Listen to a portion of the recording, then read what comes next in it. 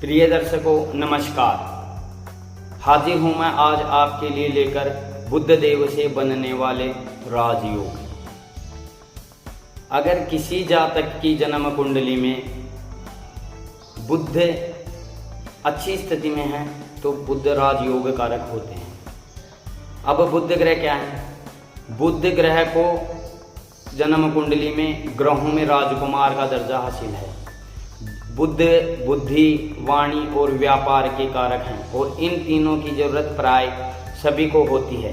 वैसे तो तीन ही क्या, बुध जातक को वकील भी बनाते हैं, अच्छा न्यायाधीश भी बनाते हैं, अच्छा नेता भी बनाते हैं, अच्छा ज्योतिषी भी बनाते हैं। जिस जातक की कुंडली में बुध ग्रह सेठ हो तो जातक इनमें से किसी भी क्षेत्र में जाएगा तो अपना अच्छा नाम कमाता है।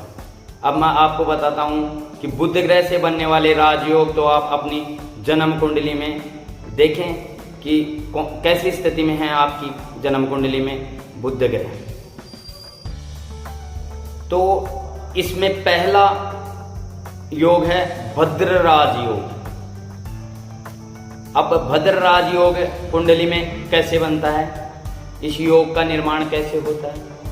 तो किसी भी जातक की जन्म कुंडली में बुध ग्रह का उच्च का होकर या बलवान होकर केंद्र में बैठना यह राजयोग का निर्माण करता है। जिस जातक की कुंडली में बुध उच्च के होते हैं तो भद्र नामक राजयोग का निर्माण होता है और ऐसा जातक उच्च पद को भी प्राप्त करता है।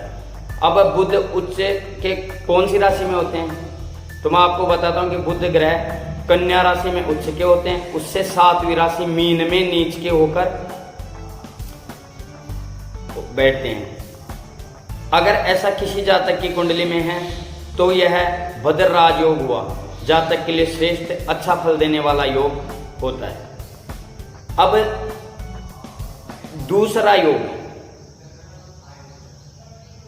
जिसे हम बुध आदित्य योग बोलते हैं, प्राय सभी को जानकारी है कि बुध आदित्य योग क्या होता है। फिर भी मैं आपको जिनको नहीं जानकारी हो, जिन जातकों को, उनको मैं फिर भी आप बताता हूँ कि बुध आदित्य योग क्या है, इसका निर्माण कैसे होता है और कुंडली में इनके क्या फल हैं। बुध आदित्य राजयोग भी किसी जातक की कुंडली में बनता है तो वह श्रेष्ठ फलदायी होता है।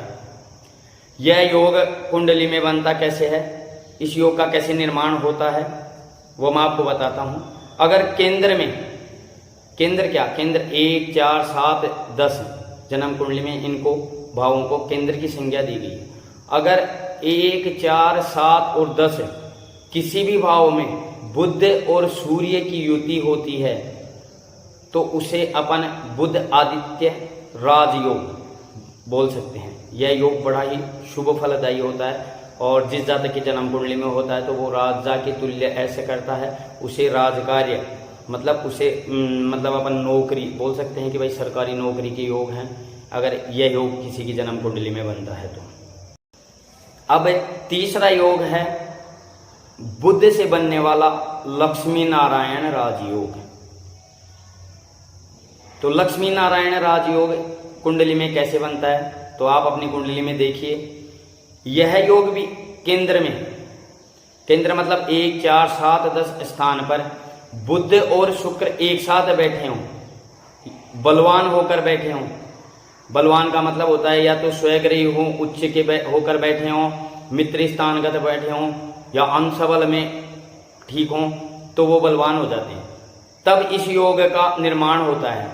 यह योग जिस जातक की कुंडली में होता है उस जातक को अतुल धन का स्वामी बनाता है। अगर किसी वजह से कमजोर राजयोग भी कुंडली में है तो उसके लिए आप उपाय कीजिए, क्योंकि लक्ष्मी नारायण राजयोग जिस जातक की जन्म कुंडली में बनता है उसे संपूर्ण ऐश्वर्य की प्राप्ति होती है, पढ़ाई लिखाई सब अच्छी होती है, व्यापार में भी वृद्धि कारक है और भाग्य मतलब भाग्य पूर्णतः अच्छा होता है ऐसे जातक का। अगर किसी जातक की जन्म कुंडली में कमजोर राजयोग बन रहा है तो उसके लिए आपको करना क्या चाहिए? भाई योग तो सबकी कुंडली में बनते हैं, लेकिन किसी कारण शत्रुगत दृष्टि हो, किसी ग्रह की ऐसी कोई दृष्टि पड़ती हो या शत्रु स्थानगत बैठे हो तो वह योग को कमजोर कर देते हैं। तो आपको योग को प्रबल बनाने के लिए क्या करना चाहिए? आपको गणेश अथर्वशीर्ष स्तोत्र का पाठ करें, गणेश स्तोत्र का पाठ करें, या गणेश जी का कोई भी मंत्र हो उसके आप जप करें, गणेश जी को दुर्वा अर्पण करें।